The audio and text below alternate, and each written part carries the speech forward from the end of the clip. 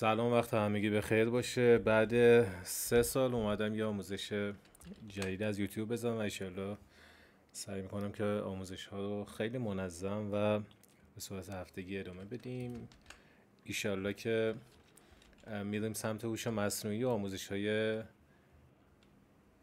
خیلی عالی تر. خب آموزشی که الان میخوام بهتون بدم اینه که چطوری نوشته هامون رو داخل پریمیر موشن بدیم. دقیقا همین موشنی که دارید مشاهده میکنید.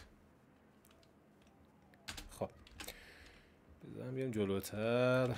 اول از همه یه تکست باید بنویسیم.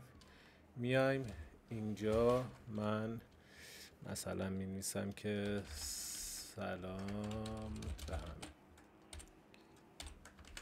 خب فونت رو از اینجا تغییر میدید، هر فونتی که دوست داشتید، و میام اول یه موشن به وکتور، قسمت وکتور موشن میام یه موشن میدم که از پایین بیاد به بالا.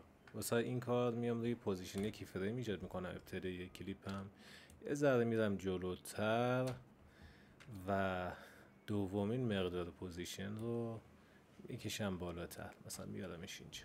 ببینید اینجوری میشه. اگه این کی فریم دومی رو یه ذره بیاریم عقب‌تر، سرعتش بیشتر میشه. خب واسه اینکه یه ذره نرم‌تر بشه کلیک راست میکنم روی کی فریم دومیه و از این قسمت ایس این رو انتخاب میکنم. اوکی. خب ببینید اینکه اینجوری یهو از یه جایی وسط کادر ما بیاد و یهو این زیرنویس یا این حالا متنی که داریم نمایش داده بشه، خب جذاب نیست. برای اینکه این رو جذاب ترش بکنیم میام توی قسمت اوپاسیتی یکی فریم ایجاد میکنم، مقدارش رو 0 میکنم، میام اینجا دقیقا روی همون کی فریم قبلیه و میکنم اینو 100. خب ببینید چجوری شد. خب حالا واسه اینکه قشنگ تر بشه من میام تو افکت ها و گاشین بلور یا گاسین بلور رو سرچ میکنم،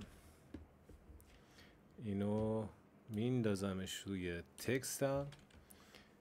اینجا میتونم مقادیرش رو تغییر بدم. خب میام ابتدای کلیپ یکی فریم ایجاد میکنم، مقدارش میکنم 35.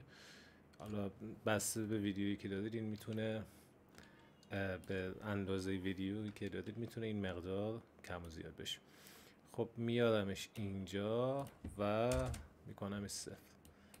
ببینید یه همچین چیزی شد. فکر میکنم که این خیلی دیگه داره میاد بالا. یه ذره اجازه بدید من بیارمش پایین تر. فکر میکنم مثلا اینجا خوبه. خب حالا دیگه تموم. کاری که میکنم اینه، یه کپی از این میگیرم. حالا میتونم اینجا مثلا متن اینو عوض بکنم، بنویسم که چطوری خب بیام توی قسمت موشن جاشو عوض کنم، مثلا بیارمش اینجا. خب بعد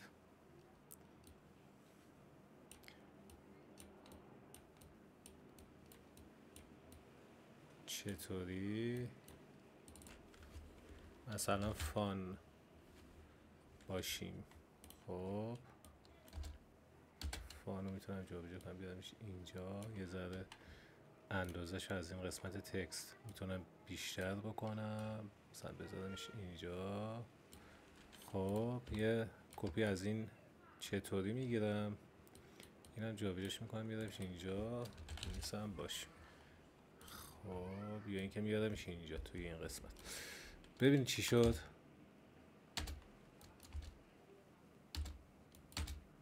حل. آقا اینم از این آموزش. امیدوارم که دوستش داشته باشید. سابسکرایب کنید حتما، کامنت بذارید و به من انگیزه بدید که ایشالله بتونم ادامه بدم و کانال رو ایشالله برسونیم به جایی که هممون دوست داریم برسه و آموزش خفنی رو آماده بکنیم. دم همتون گرم.